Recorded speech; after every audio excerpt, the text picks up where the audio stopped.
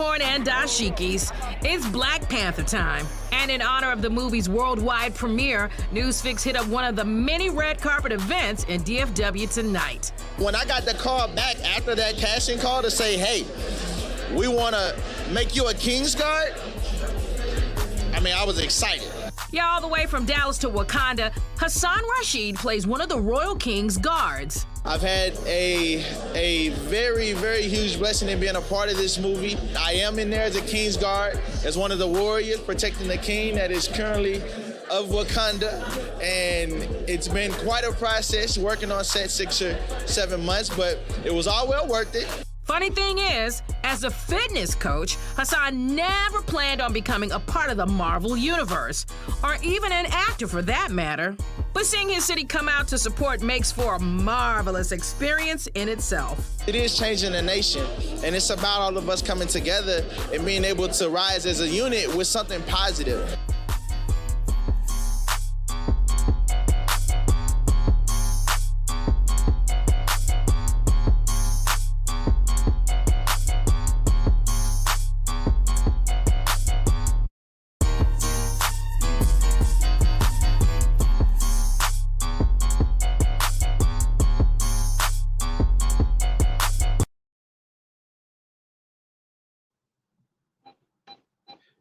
What's going on, world? What's going on, world? You tuned in to Smoke Dog TV. This another episode of Chopping It Up. Today we got a very special guest, Mr. Memphis Grizzlies acrobatic team, Mr. Total Bodies Fitness Trainer, CEO of All My God Children Incorporated, Dunk Doctors LLC, and also an actor in the Black Panther, the Honorable Dr. HASAAN RASHEED. What's going on, brother? How you doing? How you doing? I'm blessed, man. I'm blessed by the best. Hey, that's all we can ask for, right? Say, made to see another day. I can't complain. Yes, sir. What's been going on with you, brother? Oh, man, nothing much. Getting ready for the next scale of movies coming out this year. Living life, traveling, and hell, inspiring as much as possible. Are you got some more movie roles coming up? Oh, yeah. We actually have War from the Archives. It's film produced in Ghana, actually, and it'll be internationally premiering soon. I should head back over to Ghana in probably another 2 weeks for us to finalize the actual premiere dates over there, and then for the US. For sure. So you've been boxing and stuff too? Man, it looks like it's about to happen. Right. I haven't done any boxing, haven't stepped in any ring, but I will be making my first debut in May for our celebrity boxing match out in Oklahoma. So that's gonna be that's definitely gonna be one for the record book. So anybody who open Memorial Day weekend definitely want to be there. Say it's gonna be out there. Where it's gonna be? You said the location of it? Yeah, in the fighter that you versing.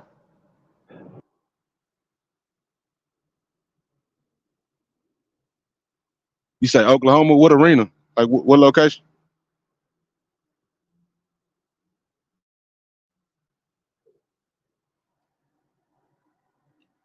We having some technical difficulties. Can you hear me, bro?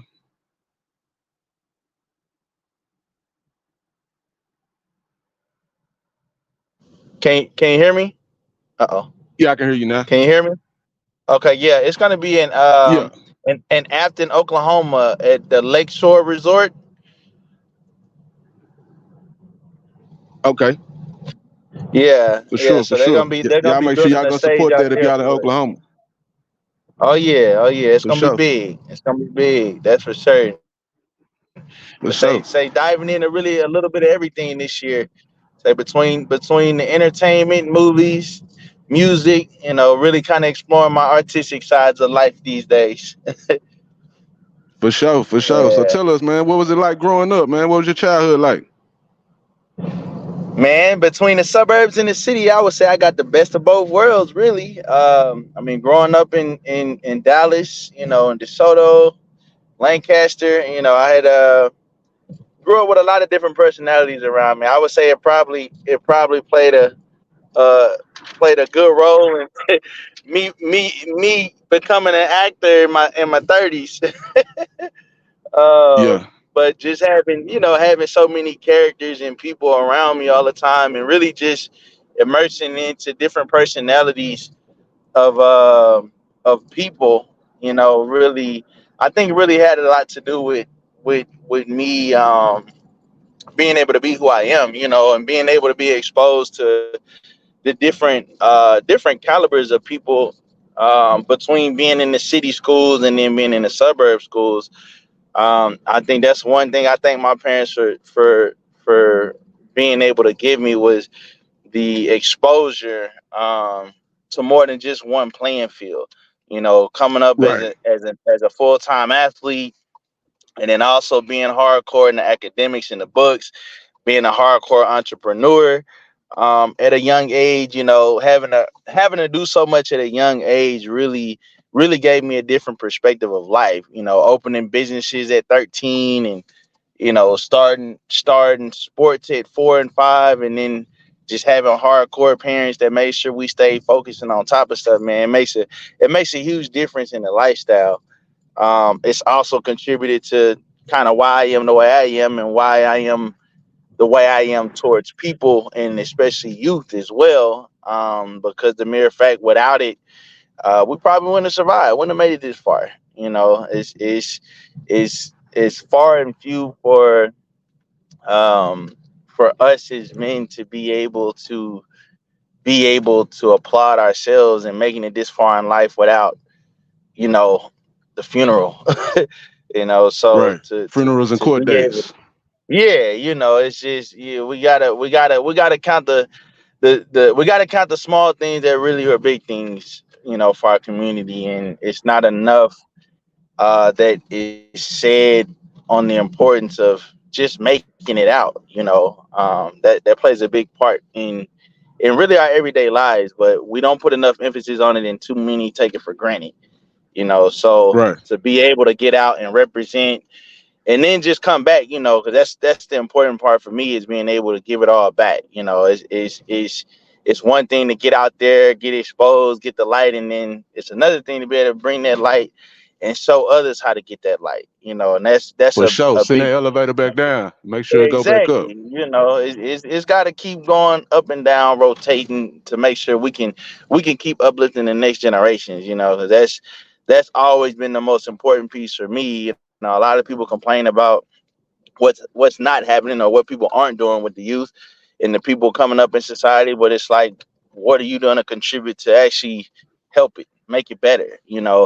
And that was one thing. After I retired from teaching as a college professor, 7 8 years, it was a unique change for me to just hop into the movie industry. And then it was even more unique because of the type of movie I hopped into to start with. So that gave me a different type of platform to come in with, for starters. And then because of my background, it really just elevated everything. So it was able to really give an influence, to help really Did you have put to take light on a acting lot of classes things. and stuff? No, I didn't actually. I didn't, and that was probably the most unique part of my story. Is I didn't go to school for acting. I didn't aspire to be an actor. I actually, at one point, when the one or two little things that I did in college actually made me not want to ever do acting, and told myself that I hated it. And turned out I just hated certain genres of acting. Because I actually end up becoming quite good at it. During learning what I learned during Black Panther, and excelling to the next roles. So it's given me a different perspective of life, because all of my degrees are in healthcare, education, fitness and wealth. So to even dive into acting, that wasn't a part of the plan. So I tell people all the time, never say never, because everything I said I would never do, I've become great at. And you really never know where life is gonna take you. And this is one part of my life I've had the privilege of diving into at a later part of life, but it's also given me it's been able to give me a different lifestyle altogether. And in most cases, a lot of people think that it's too late, or that, you because of the age you are, that you can't be successful. And I've been able to prove those odds wrong. And being able to hop into a totally new industry, and go against all those odds, and not do it the traditional route that most people take in getting there. So it's been a journey. It's been a good journey. What is it like being a young black man in the entertainment industry? It's rough. It's rough, and it's really what a lot of people don't get to see, um outside of the television and outside of the cameras, is the background struggle. You don't the public doesn't really get to see the psychological, that most people in the entertainment industry have to go through to, one, be able to be yourself, two, be able to just be out in public, and get a chance to enjoy, really, the outside life. You unfortunately, depending on what level you're at, you're seen as this you're seen as whatever it is you've become successful at. But what people fail to realize is that at the end of the day, everybody's still human, Right, that's just a and job. That's just like a it's doctor putting on that uniform and leaving at the end of the day, or a police. ex- exactly. When you take that uniform off, it's being able to it's the hopes of being able to be yourself and just do you. The reality is depending on where you're at, or who you are, um or the success of where you've been, it doesn't always turn out like that. And unfortunately, because of who we are, we're already an automatic threat to society. And so we can't always be ourselves, in certain places, because it's criticized.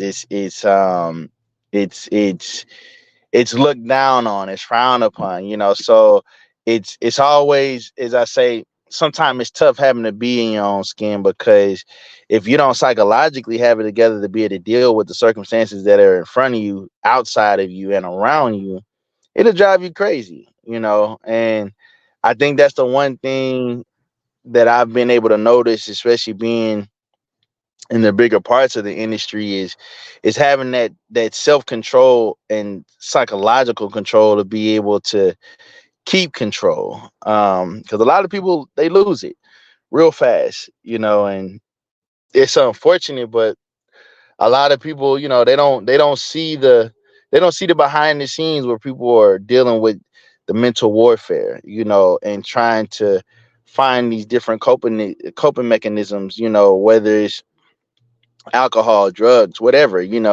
Everybody has their own coping mechanisms of how they deal with it. But you don't get to see all that behind cameras, and the behind the scenes, because nobody wants to see that. Everybody likes to see the success, but nobody likes to see what it takes to Yeah, get they'd to the rather see you in success. a Lamborghini. They don't want to see you at the bus stop, but it took you Yeah, catching the yeah. bus to get to the They- Lamborghini. You know what I'm saying? exactly, exactly. They don't want to see the real struggle, and then you Yeah, tell they them want about it, and instant it's like gratification. They don't want delayed instant gratification. That's just how it is, man. man, That's why we got YouTube man. shorts and reels and attention span short as a motherfucking ant. Well, ant Is probably got more it- attention span than us. You know what I'm saying? right. For real, and that's the unfortunate, of the society we live in right now. Everybody wants instant, and it's like, I have to, even with me being in the position that I'm in, of being able to kind of mold the next generation, is kind of even letting them know, like, look, hey, if I told you everything that it took to actually get to this point, even though I make it look easy, you probably want to turn around right now. And that's the reality. So I applaud the ones that are willing to go through that struggle, that are willing to take that risk, that are willing to step out there to really get to the next level, you know. And I tell a lot of them like, hey, I'm very blunt and upfront when it comes to that part. When it comes to the journey, it's like, look, if you really about that life and you really want to do this what it's gonna take. I'm not even gonna sugarcoat it. I'm not gonna sugarcoat it. I'm gonna let you know what it is. I'm gonna let you know what it's not, and then you can make your decision from there on whether or not you think you built for it. Because what people think they built for it is not the same when they actually step out there. And that's why I tell folks, yeah, it looks totally different than what it might look good, but let's give you a couple tester trials before we even put our whole foot forward, and then you be looking crazy. Yeah, for real, for real. Let me ask you a couple more questions, bro. What your morning routine look like? Whoo, really depends on the day and the time of the week. I mean, unfortunately, sometimes I have nights where I might be up 2 or 3 days, and some people think that's probably impossible, but some of the close people around me will tell you, yeah, he's crazy. My brain doesn't shut down as much as it probably should. But my morning, I live life by only small routines of morals, but most of my routine is never a normal routine. And merely because of the fact that, because of not only being in the industry as an artist, um, running productions, also executive producing projects now, and then also being an entrepreneur running companies. As I say, it's no sleep for the weary. I don't have much sleep moments. I have more pass out moments than sleep moments, and then I wake back up in the work mode. So I could be, folks will tell you I got a whole bed in there, but and probably 75% of the time you'll see me passed out on the couch or in the laptop or on the phone finishing a message that's not complete. Because it's just literally fading out and then getting back up, back in grind mode all over again. And I'm trying to get better with getting more of a better routine, and who knows, maybe this boxing match is it might get me back in some athletic routines that I probably need, that's gonna give me a little bit more structure going into May. But For sure, for sure. yeah, it's gonna be this year's gonna be very unique because of the mere fact I have full concentration in all of the entertainment industry. In the past, before now, I've been balancing the entertainment industry with school, with life, with family, with kids. And so this year is going to look totally different from all the previous years, to where I'm really just focusing on what I need to do as a person individually to be able to take it to the next levels. Right. So how was it working with the Memphis Grizzlies, man? I seen you was out there dunking on the camera and shit like that. Oh yeah, I'm still with them. I'm one of their main finishing dunkers. Been with them with 12, I think 12 seasons now. With the Yeah. Atlanta Hawks before then, and so that's actually really like my as I call it, my crazy adventurous life. It's my daredevil life. Dunking off trampolines, being up there as high as the shot clock. It keeps me athletic, keeps me going, keeps me on my toes. Um, and You ever then got hurt? oh yeah, I've 13 stitches to the head, bust my head wide open, and then I tore my Achilles. So I was literally with one leg for about a whole year, and dragging a dead leg with no feeling. So it has come with it's definitely come with its hazards. Part of the stunt life, for sure, for sure. Have caused most of my major injuries that I've had my entire life, but I I thought can definitely Birdman say was the that. number one stunner, man. I guess you the number one stunner. Hey, hey, I make it look good. Yeah, for shit show. Man, who is somebody in your life that's influential? Man, I would definitely say my father, man. It's being having a an entrepreneur mindset for as long as I've had it at a young age. At first, I tell people a lot of times I used to hate having to to read these business books and stuff he used to stuff in my face, but I learned to appreciate it as I got older because of seeing just how far ahead that it put me in life and my perspective and outlook on everything. And even seeing them now, I mean, he just we just had his he's up in his 70s, and people are like, man, how does we they don't know a lot of people to move the way he moved, and they look at me and they're like, okay, it explains it. This is why you move all over the place. This is why you as crazy as you are.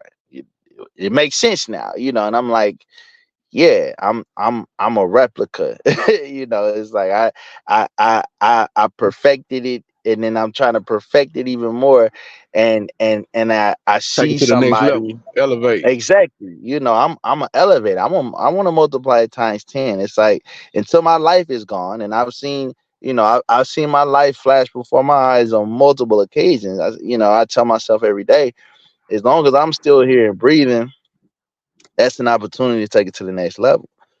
So I For don't I sure. don't take it for granted. I say, hey, every breath you get, keep going, keep Shouts out to your pushing, keep pops, man. grinding. Yes, indeed. Yes, indeed. Say the goat himself. For sure, for sure. If you could Oh, live yeah, anywhere in the world, what would it be? ooh, I would say it probably had to be either Japan or Ghana. That would be a hard decision.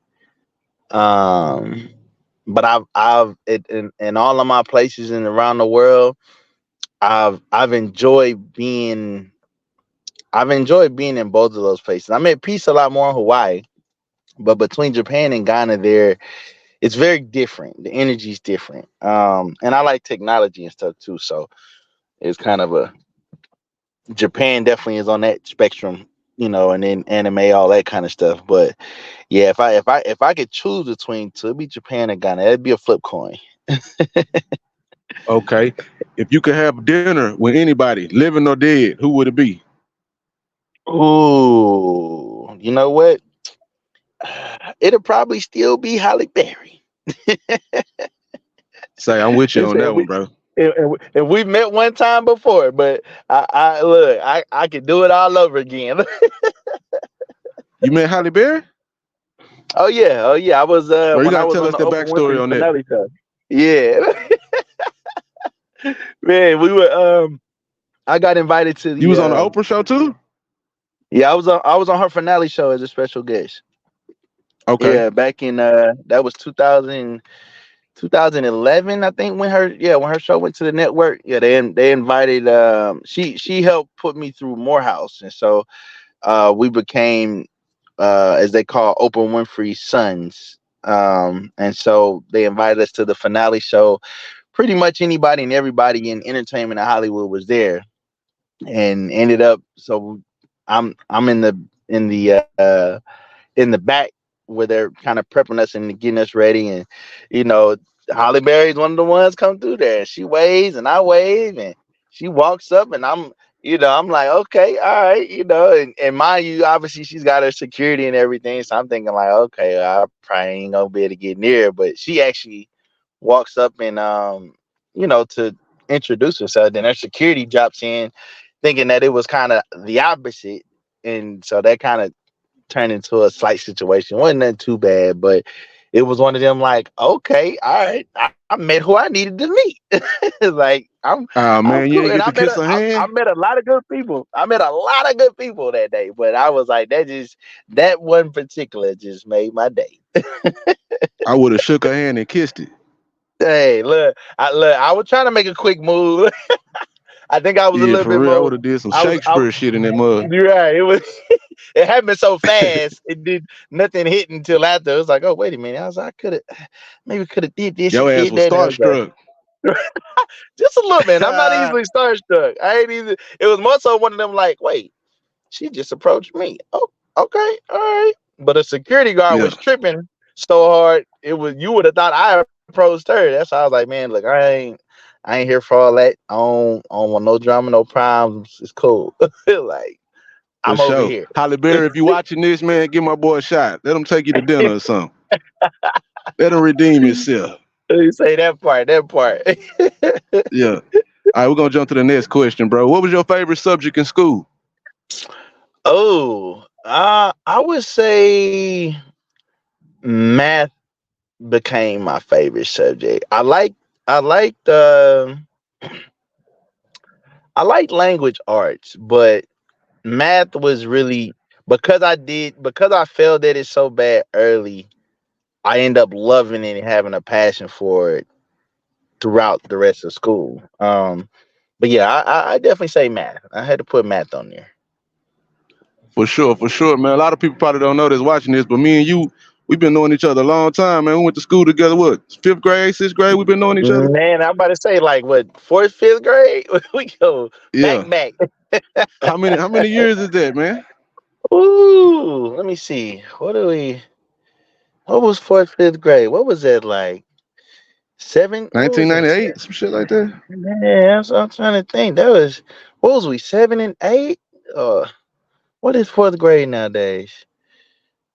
Oh, yeah. Shit, about 28 years ago or something like that. It's been at least 20. Yeah, it's been at least 20 plus years. Jeez, just thinking about that is crazy. Tell the people how I was in school, man. Just don't give them too Man, much detail. But just terrible. Look, terrible. Look, I made y'all have fun, man. I made y'all want to come to school every day. If I didn't come to hey, school, y'all was like, man, where's Zach at? never a dull moment though. Look, we say never a dull moment. Always keep it live. That's for sure, for sure. He For said, shit it show. wasn't gonna be no dull moment. Nah, for real. Plenty memories, bro. Good times. Yeah, good times, man. Good times. So we can go back and relive them for a couple of days. I would. That's for sure. For real, for real. I'm gonna ask you another question. What's something about you that people don't know? Something about me that people don't know. Let's see. Well, I can analyze movement and languages within a matter of minutes of just learning it or just seeing it. Um, Almost kind of like a chameleon. I can adapt. I can adapt to whether it's fighting styles, whether it's languages. I can adapt to them almost as if I've been learning them for years in a matter of minutes. For sure. Who was your childhood crush? Ooh, childhood crush. Let's see here. How young? It could be from any age. Okay. Well, I did have two sweethearts in high school. Say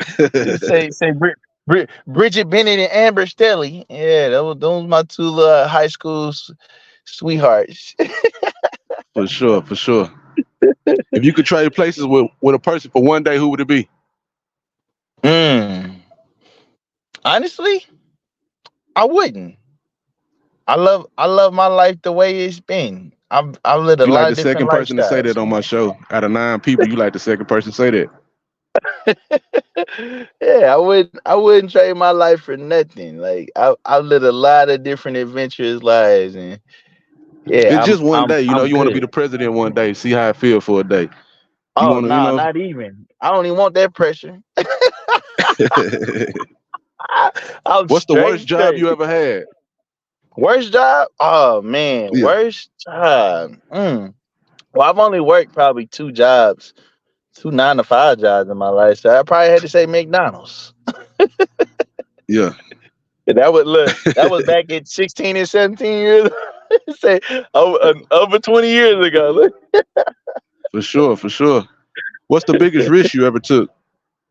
Ooh, biggest risk. I would probably say leaving out the country, going somewhere I've never been. Yeah, yeah. That would probably be think what was the first place?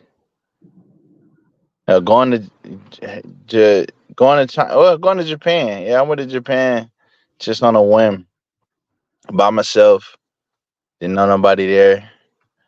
Those I would say, yeah, going out the country would probably be the largest risk. I mean, I jumped out a couple planes, but I wouldn't look at them as much risk. It's just Yeah, fun yeah. work. Boy, you living a good life, boy. Oh Best yeah, let's compliment say you ever got. best compliment. I said the best.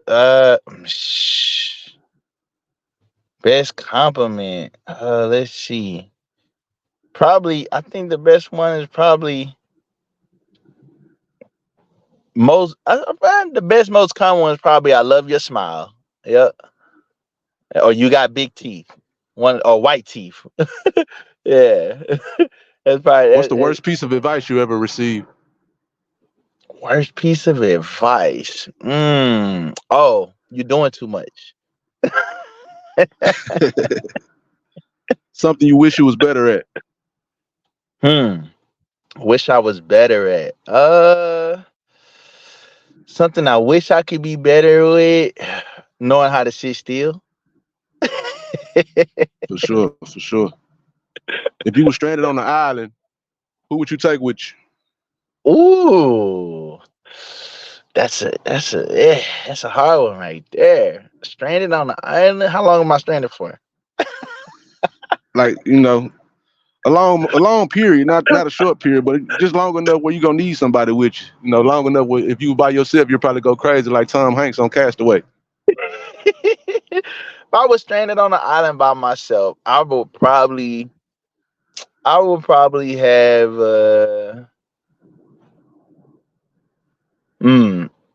either one or two of my best friends, either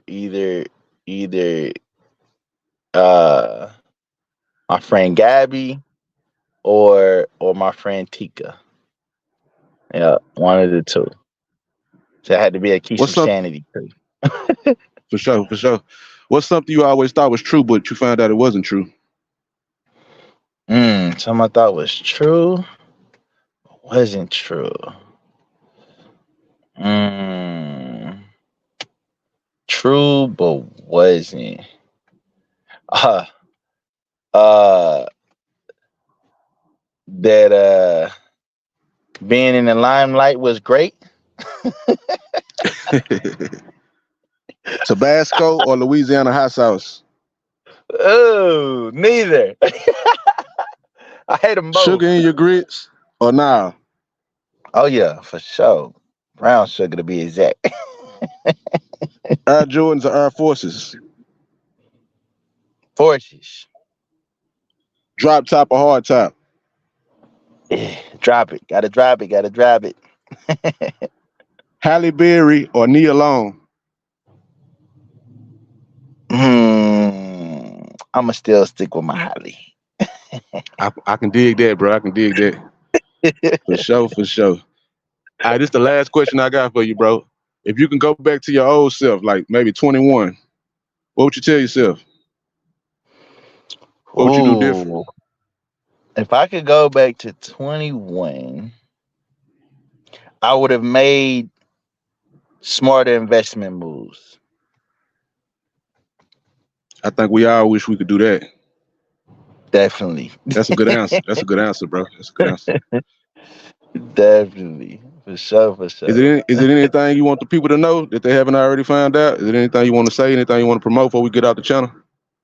Hey, I just like to say, hey, keep pushing forward. Let your inner hero shine at all times, and never let anybody dim your light, no matter what they have to say. As long as you believe it, you can achieve it. That's it. You heard it here on Smoke Dog TV. It was just another episode of Chopping It Up with my boy, Dr. HASAAN RASHEED. Appreciate it, brother.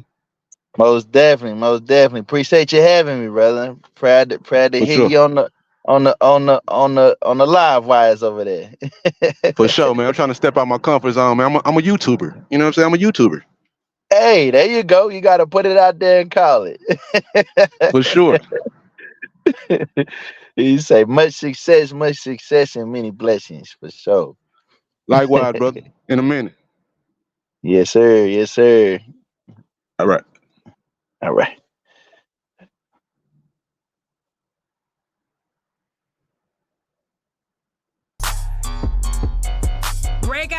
popcorn and dashikis, it's Black Panther time. And in honor of the movie's worldwide premiere, Newsfix hit up one of the many red carpet events in DFW tonight. When I got the call back after that casting call to say, hey, we want to make you a King's Guard, I mean, I was excited. Yeah, all the way from Dallas to Wakanda, HASAAN RASHEED plays one of the Royal King's guards. I've had a very, very huge blessing in being a part of this movie. I am in there as a King's Guard, as one of the warriors protecting the king that is currently of Wakanda. And it's been quite a process working on set 6 or 7 months, but it was all well worth it. Funny thing is, as a fitness coach, HASAAN never planned on becoming a part of the Marvel Universe, or even an actor for that matter. But seeing his city come out to support makes for a marvelous experience in itself. It is changing the nation, and it's about all of us coming together and being able to rise as a unit with something positive.